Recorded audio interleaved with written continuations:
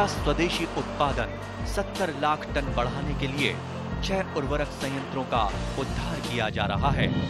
FCIL के गोरखपुर, सिंदरी, तलचर और रामागुंडम संयंत्र, HFCL की बरौनी इकाई और BVFCL की नामरू फोर्थ। सोने पर सुहागा ये है कि देश में अब बनेगा सिर्फ नीम लेपित यूरिया, क्योंकि इससे होगा किसानों का फायदा ही फायदा। अनाज का उत्पादन 10% तक बढ़ेगा। बढ़ेगी 10 से 15% नाइट्रोजन क्षमता।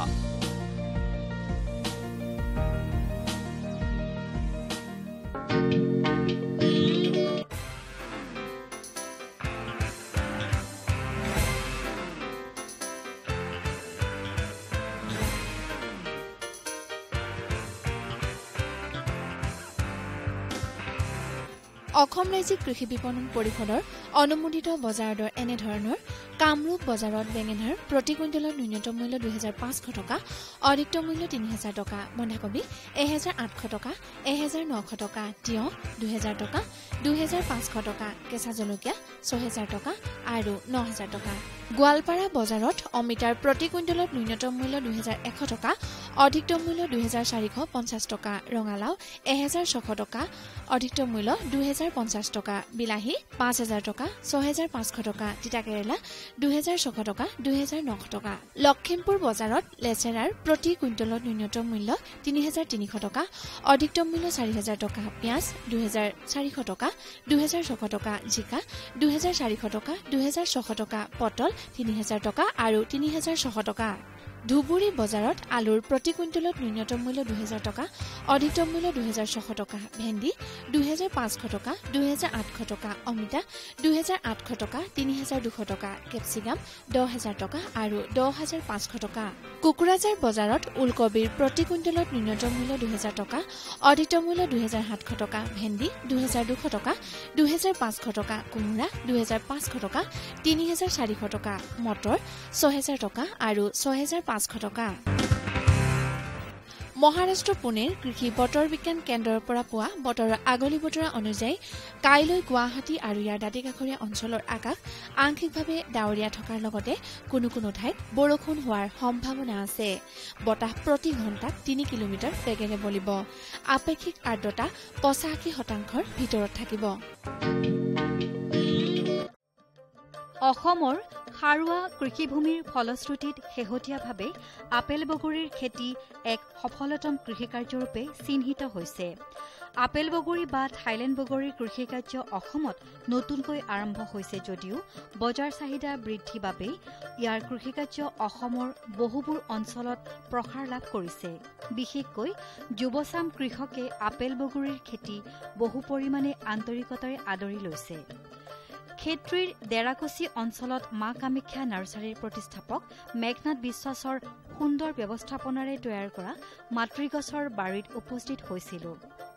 আমাৰ লগত উপস্থিত আছে মা কামাখ্যা নাৰ্চাৰীৰ প্ৰতিষ্ঠাপক মেঘনাথ বিশ্বাস। তেখেতৰ পৰা আপোনাৰ আজি ইয়াত উপস্থিত হৈছোঁ আমি। যথেষ্ট ভাল লাগিছে। আপুনি বিভিন্ন নতুন বিষয়বস্তুৰে ধৰক আপেল বগৰী আৰম্ভ কৰিছে, ড্ৰেগন ফ্ৰুট আৰম্ভ কৰিছে, এই সম্পৰ্কে অলপ ক'ব নেকি আপুনি? মই 2-3 বছৰ আগৰ পৰা মই আৰম্ভ কৰিছোঁ। কিন্তু মোৰ এইটো মোৰ নতুন প্লট হয়। এইটো জাষ্ট মই 3 মাহ আগৰ পৰা মই ইয়াতে ষ্টাৰ্ট কৰিছোঁ।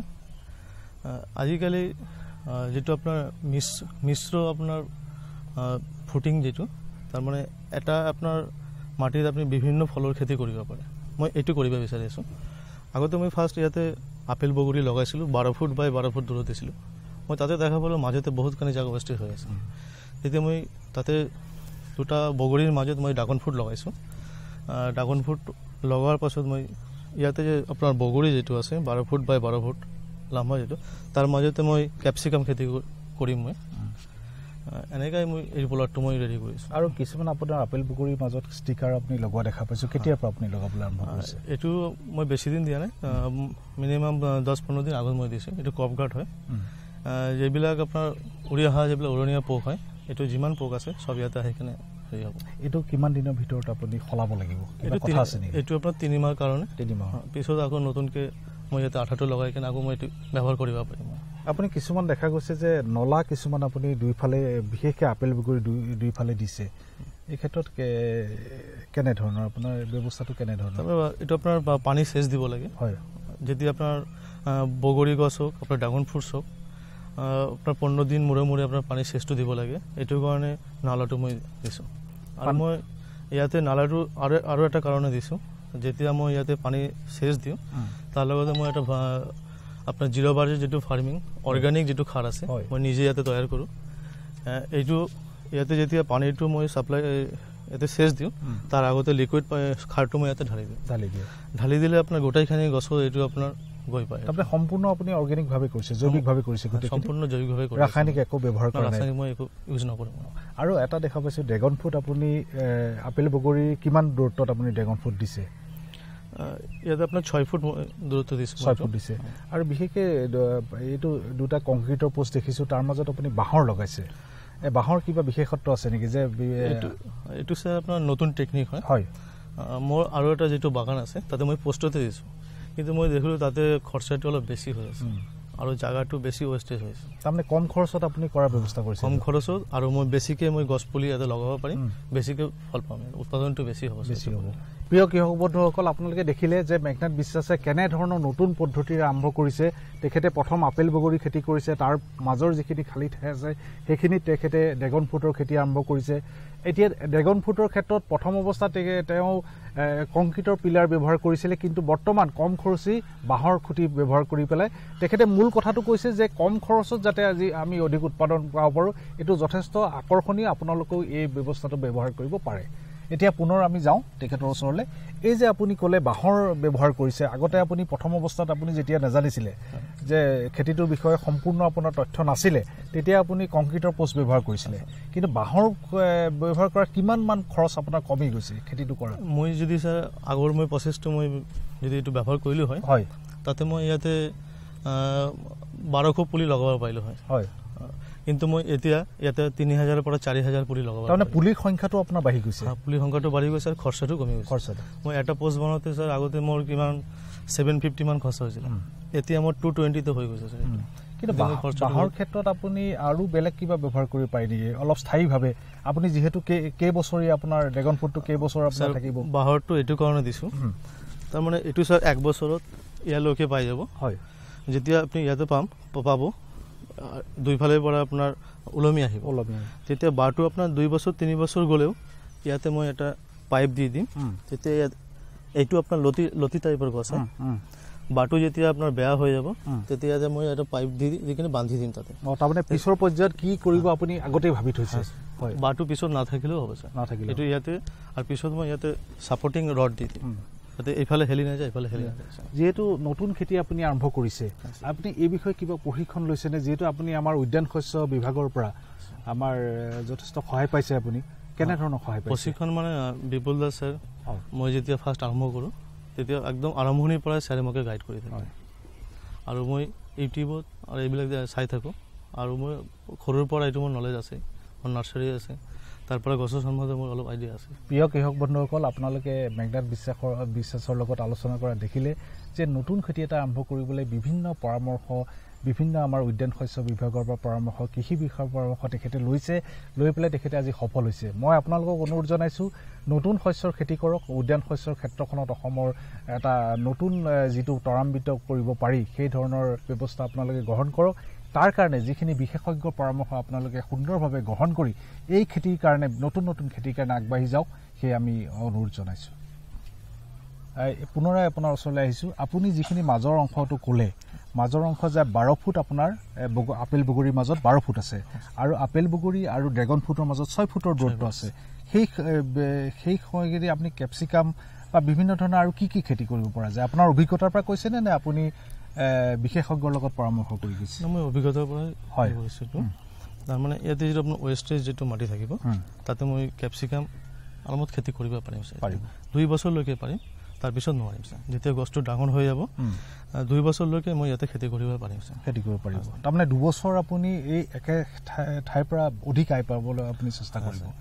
আৰু কি খেতি কৰিব পাৰিব ক্যাপসিকামৰ কথা ভাবিছে আৰু কিবা ভাবিছে ক্যাপসিকাম খেতি কৰিব পাৰিম সবজি খেতি কৰিব সবজি খেতি কৰিব ভোট জলকীয়া খেতি কৰিব পাৰিম ইয়াতে ভোট জলকীয়া কৰিব পাৰিব আপুনি আৰু ইয়াত আপোনাৰ পানীৰ ব্যৱস্থাটো কেনে ধৰণৰ এই যিখন আপোনাৰ মাতৃ গছৰ পথাৰ আছে পানীৰ ব্যৱস্থাটো ইয়াতে পুখুৰীৰ পৰা মই মেচিন দি কেনে মই এইটো সেচ দিওঁ আৰু পাহাৰৰ পৰা মই পানী কানেকশ্যন আনি কেনে মই ইয়াতে কৰি আছে আপুনি পিছত মই ডিপ ইৰিগেশ্যন কৰিম ইয়াতে মই এপ্লাই কৰিছোঁ পিছত মই ডিপ ইৰিগেশ্যন চিষ্টেম সব গছৰ গুণি কৰিম বিশ্বাস আপুনি আপেল বগৰী খেতি কৰিছে আপেল বগৰী আপোনাৰ কিমান দিন হৈছে এইখিনি লগোৱা এইটো মোৰ 3 মাহ হৈছে কিমান দিনৰ পিছত আপুনি উৎপাদন পাব মোটামুটি ফাৰ্ষ্ট টাইম আপুনি 6 মাহ মূৰতে পাম এই বছৰে পাম 6 মাহ মূৰতে তাৰ পিছত কিবা ব্যৱস্থা ল'ব লাগিব নেকি আপুনি আকৌ পুনৰে সাৰ দিব লাগিব যিহেতু আপুনি জৈৱিকভাৱে কৰি আছে প্ৰতি 15 দিন 20 দিন মূৰে মূৰে মই খাৰ দিওঁ হয় যেতিয়া ফুডিংটো আহিব তেতিয়া অলপ বেছিকৈ খাৰ দিব লাগিব মেডিচিন দিব লাগিব এইটো তো কৰি থাকিব লাগিব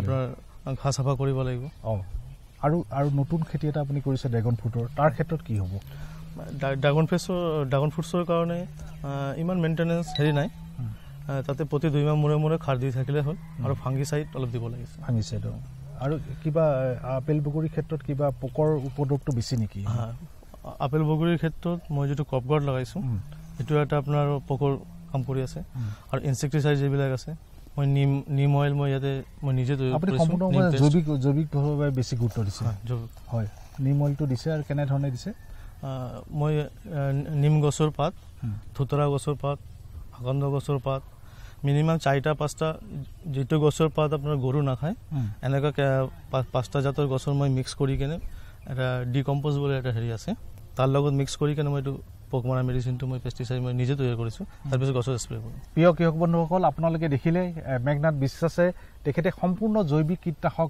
নিজে ঘৰতে প্ৰস্তুত কৰি তেখেতে কীটপতংগ নিয়ন্ত্ৰণৰ ব্যৱস্থা লৈছে আপোনালোকেও যিখিনি আমাৰ থলুৱাভাৱে পোৱা যায় সামগ্ৰী বিশেষকৈ নিম পাত পচতীয়াৰ পাত আৰু পচতীয়া পাত এনে ধৰণৰ সামগ্ৰীৰ পৰা আপোনালোকে জৈৱিক কীটনাশক তৈয়াৰ কৰি নিজৰ ঘৰতে যিখিনি খেতি বাতি কৰে সেইখিনিৰ আপোনালোকে কীটপতংগ নিয়ন্ত্ৰণ কৰিব পাৰে তাৰোপৰি আমাৰ এইখন পথাৰত আমি দেখা পাইছো যে ক্ৰপ গাৰ্ড ব্যৱহাৰ কৰিছে যে আমাৰ প্লাষ্টিকৰ কাৰ্ড ব্যৱহাৰ কৰিছে তাৰ দ্বাৰা আপোনালোকে জৈৱিকভাৱে কীটপতংগ নিয়ন্ত্ৰণ কৰিব পাৰে আপেল বগৰীৰ পুলি ফেব্ৰুৱাৰী মাহৰ শেষৰ ফালে ৰোপণ কৰিব পাৰি বাৰীখনত 12 ফুট আঁতৰত আপেল বগৰীৰ পুলিসমূহ ৰোপণ কৰিছে সাধাৰণতে 1 ফুট বহল 1 ফুট দীঘল আৰু 1 ফুট দ গাঁতটো পচন সাৰেৰে পূৰ্ণ কৰি আপেল বগৰীৰ পুলিটো গাঁতটোৰ সোঁমাজত ৰোপণ কৰিব লাগে এই বাগিচাখনত ৰোপণ কৰা পুলিসমূহৰ জাতটো হ'ল সুন্দৰী সচৰাচৰ দেখা সেউজীয়া বৰণৰ আপেল বগৰীৰ বিপৰীতে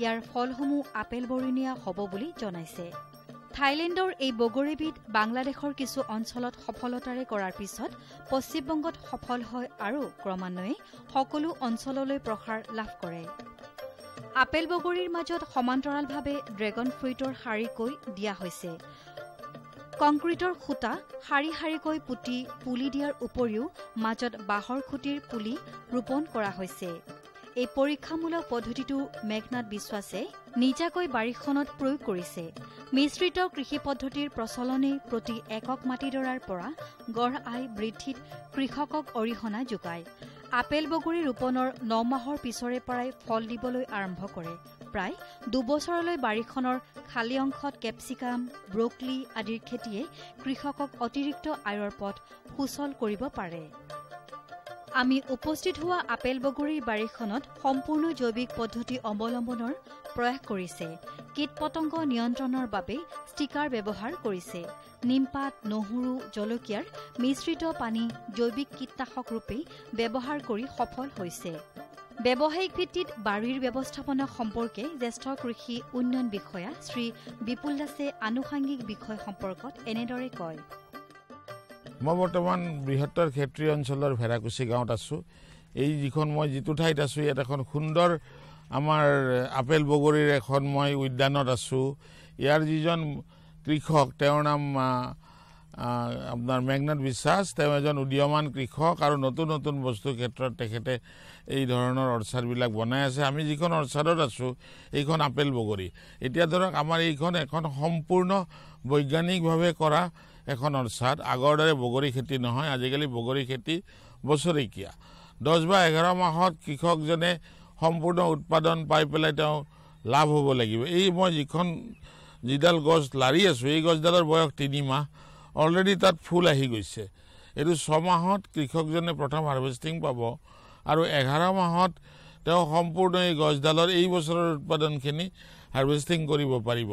তাৰপিছত আকৌ ঢাল ঠেঙুলি কাটি তাক সাৰ পানী অন্যান্য দি পোষণ সাৰ দি পেলাই আকৌ নেক্সট ইয়াৰৰ কাৰণে প্ৰস্তুত কৰিব পাৰিব। ইয়াত তেখেতকে আপোনালোকে দেখা পাইছে যে তেখেতে এই গোটেই অৰ্চাৰ্ডখন অৰ্গেনিকভাৱে বা আপোনাৰ জৈৱিকভাৱে তেওঁ নিয়ন্ত্ৰণ কৰিছে। আৰু আপোনালোকে দেখা পাব আমি ইয়াত তেওঁ হালধীয়া পেপাৰত আপোনাৰ ক্ৰপ গাৰ্ড এটা জেল থাকে, এটা লিকুইড বস্তু থাকে, এইটো বাহিৰত ইয়াত লগাই দিয়া হৈছে আৰু তাক 3 মাহ এই ধৰণে থাকিব। আৰু এই এৰিয়াত যিবিলাক আপোনাৰ শুহি খোৱা পাত চেলেকি খোৱা পোক আদি আছে ইয়াত লাগি পেলাই তাত ৰখি থাকিব আৰু গছডালক তাৰ পৰা প্ৰতিৰক্ষা দিব। আচলতে কি হয়, আমাৰ যিবিলাক শুহনি পোক বা অন্যান্য পোক, এই পোকবিলাকে অকল গছৰ পাতটোৱে নাখায়, সেই পোকবিলাকে বিভিন্ন ধৰণৰ ভাইৰাছজনিত ৰোগবিলাক মানে বাগানবিলাকত লৈ আহে, যাৰ ফলত বাগানবিলাক কিছুদিন পিছত উৎপাদনশীলতাটো কমি যায়। কাৰণ ভাইৰাছ বেমাৰ এবাৰ লাগিলে আমি চবেই জানো যে গছডাল কাটি পেলোৱাত বিনা বা সেই ডালটো কাটি পেলোৱাৰ বাহিৰে বেলেগ আমাৰ আৰু উপায় নাথাকে। গতিকে মই কৃষক ৰাইজৰ উদ্দেশ্যে এইটো ক'ব বিচাৰোঁ যে আমাৰ পোকটো ঠিক লগাৰ আগতে আমি ব্যৱস্থাখন ল'ব লাগিব আৰু তেখেতে সেই ব্যৱস্থাখন খুব সুন্দৰভাৱে লৈছে। এই অঞ্চলত তেখেতসকলে এই ধৰণৰ জৈৱিকভাৱে যিবিলাক খেতি কৰি আছে তেখেতসকলে এই ধৰণে আক্ৰমণৰ আগতেই প্ৰতিৰক্ষাৰ ব্যৱস্থাটো কৰে। তেখেতৰ ইয়াত যিটো স্পেচিং দিছে 12 ফুট বাই 12 ফুট, এইটো এটা চাইণ্টিফিক স্পেচিং, কিন্তু তেখেতে খুব স্মাৰ্টলি এটা ভাল কাম কৰিছে যে মাজৰ যিখিনি আমাৰ ঠাই তেওঁ সেইখিনি সম্পূৰ্ণৰূপে মানে কি কৰিছে উৎপাদনশীলভাৱে ব্যৱহাৰ কৰিছে। মাজত তেওঁ 6 ফুটত ড্ৰেগন ফ্ৰুটৰ লাইন দিছে। সাধাৰণতে আমি ড্ৰেগন ফ্ৰুটৰ লাইনবিলাকত যিহেতু ড্ৰেগন ফ্ৰুটটো খুব ওজন বা তেওঁক আমি কংক্ৰিট পিলাৰ দিব লাগে, তেখেতে কংক্ৰিট পিলাৰ ঠিকেই দিছে, কিন্তু খৰচটো কমাবলৈ বা সাধাৰণ কৃষক ৰাইজেও কৃষি ব্যৱস্থাটোক আকলিয়াই ল'ব পৰাকৈ তেওঁ এটা নিজা টেকন'লজি ব্যৱহাৰ কৰিছে।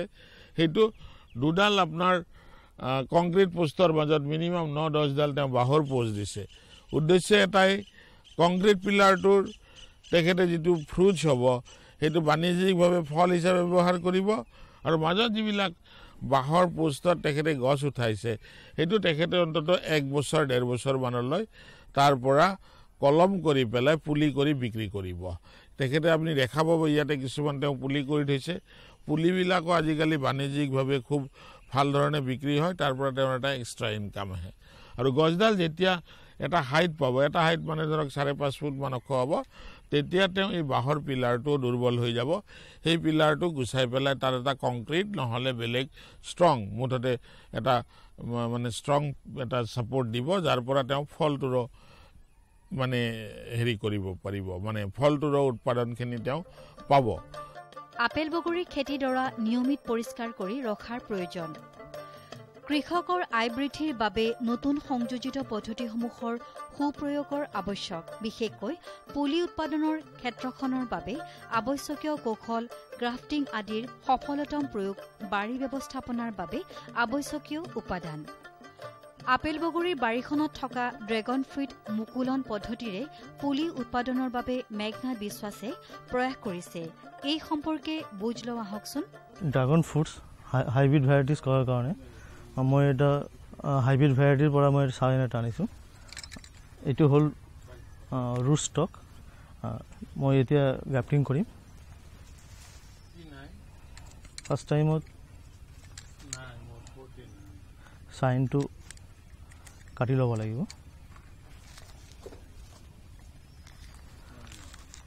ৰুট ষ্টকৰ যিমান কাইট আছে কাইটবিলাক কাটি ল'ব লাগিব। কাটাৰ পিছত আগফালৰ পৰা এনেকুৱা কৰি কাটিব লাগিব।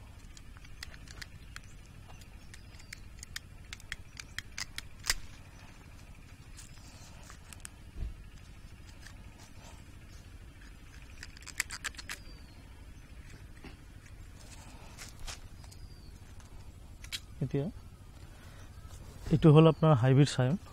চাইনটো ৰোষ্টাকৰ ওপৰত এনেকৈ বহাব লাগিব। তাৰপিছত চেলেটপ দি ভালকৈ টাইট কৰি দিব লাগিব। এইটো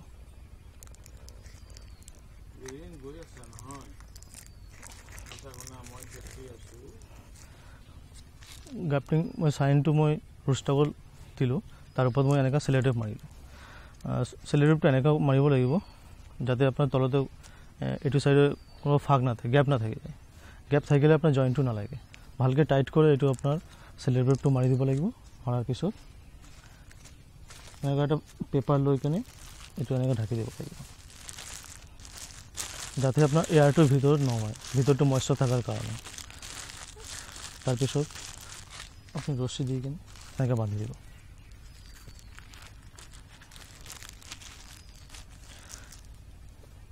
এই অৱস্থাত আপুনি 1 মাহ ৰাখিব পাৰে। 1 মাহ ৰখাৰ পিছত যদি জইণ্টটো লাগি যাব, এইটো হাইব্ৰিড ভেৰাইটিজ হয়, তেতিয়া আপুনি মাটিত লগাই দিব পাৰে। সাধাৰণতে ৰ'দ খাই পৰা কৃষিভূমি বাৰীৰ বাবে নিৰ্বাচন কৰা হয়। জৈৱ বৈচিত্ৰ্য নষ্ট নোহোৱাকৈ ব্যৱস্থাপনা কৰিব পাৰিলে পিছৰ পৰ্যায়ত অধিক সফল হ'ব পাৰে কৃষকসকল। किसान भाइयों गांठ बांध लो, गांठ बांध लो, बहुत बहुत है काम की, समृद्धि के पैगाम की। मिट्टी के मिजाज को समझो, मिट्टी के हर राज को समझो, मिट्टी की तुम जांच कराओ, मुफ्त सॉइल हेल्थ कार्ड ले जाओ। कभी मुनासिब बीज लगाओ, सही किस्म की खाद ले आओ, जितनी जरूरी उतनी डालो, सही मात्रा खुद पहचानो, इसको अपना मंत्र बना लो, मिट्टी की सेहत तो जानो। बात बहुत है काम की, कम लागत अधिक वरदान की, किसान भाइयों गांठ बांध लो। आज ही मिट्टी की जांच कराएं, राज्य सरकार के कृषि अधिकारी से संपर्क करें और मुफ्त में सॉइल हेल्थ कार्ड पाएं। कृषि और किसान कल्याण मंत्रालय द्वारा किसान हित में